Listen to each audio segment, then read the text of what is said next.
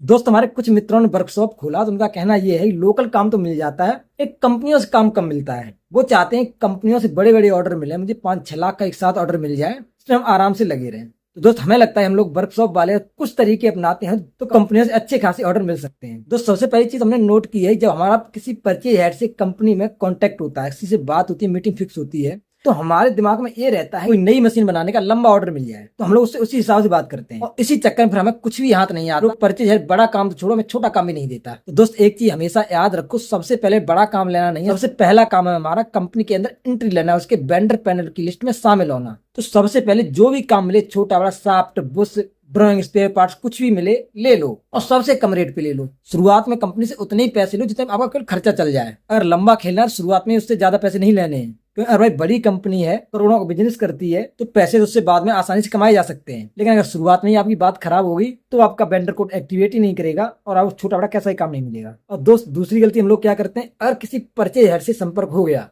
तो उसी के पीछे पीछे घूमते रहते हैं, उसी को पार्टी देना, उसी रिश्वत की भी लालच देना, हमारा पूरा ध्यान उसी पे रहता है, किसी तरह से परचेज हेड को अपने बस में कर लिया जाए। चलो सही भी है, काम तो परचेज हेड ही देगा, लेकिन कंपनी में किसी को इग्नोर नहीं करना है। अगर आप कंपनी के अंदर एंट्री करते हो, चाहे कोई छोटा सा वर्कर भी आपको मिल जाता, उससे भी अच्छे से ही व्यवहार करना है। और खास करके सबसे ज्यादा दोस्ती करनी है वर्कशॉप मेंटेनेंस के मैनेजर से। अगर आपने वर्कशॉप मेंटेनेंस सर्विसेज के मैनेजर के अच्छे संबंध बना लिए तो आपके पास काम की कमी नहीं रहेगी। क्योंकि जब कंपनी में कोई शाफ्ट घिसती है, बुश डैमेज होता है या कोई स्पेयर पार्ट्स टूटता है और मैकेनिकल लाइन का मैनेजर बुरा फंसता है, तो फिर परचेज वाले के पास नहीं जाता, वो सीधा उसे याद करता है कि जो उसकी समस्या का तुरंत सोल्यूशन निकाल सके। अगर तुम्हारे संबंध अच्छे हैं तो सीधा आपके पास ही फोन करेगा और कहेगा यार इस समस्या का सोल्यूशन निकाल, बिल तो मैं तेरा पास करवा ही दूंगा बाद में किसी, और उस समय अच्छा पैसा ही मिलता है। तो डिपार्टमेंट मैनेजर से आपको अच्छे संबंध बनाने पड़े। और जब भी घर से निकलो, जब भी किसी कंपनी में जाओ, वर्कशॉप की डिटेल कार्ड अपने साथ हमेशा रखो। और परचेज डिपार्टमेंट को छोटी छोटी पोस्ट पे भी है, उसे भी अपना कार्ड जरूर दे दो। क्योंकि यहाँ क्या होता है, ये जो परचेज वाले होते हैं किसी भी कंपनी में साल 6 महीने ज्यादा टिकते ही नहीं है, हमेशा कंपनियां चेंज करते रहते हैं। अगर वो नई कंपनी में जाएगा और आपका कार्ड उसके पास होगा तो एक न एक बार आपसे संपर्क जरूर कर लेगा। अगर आपकी किसी कंपनी में एंट्री नहीं हो पाती है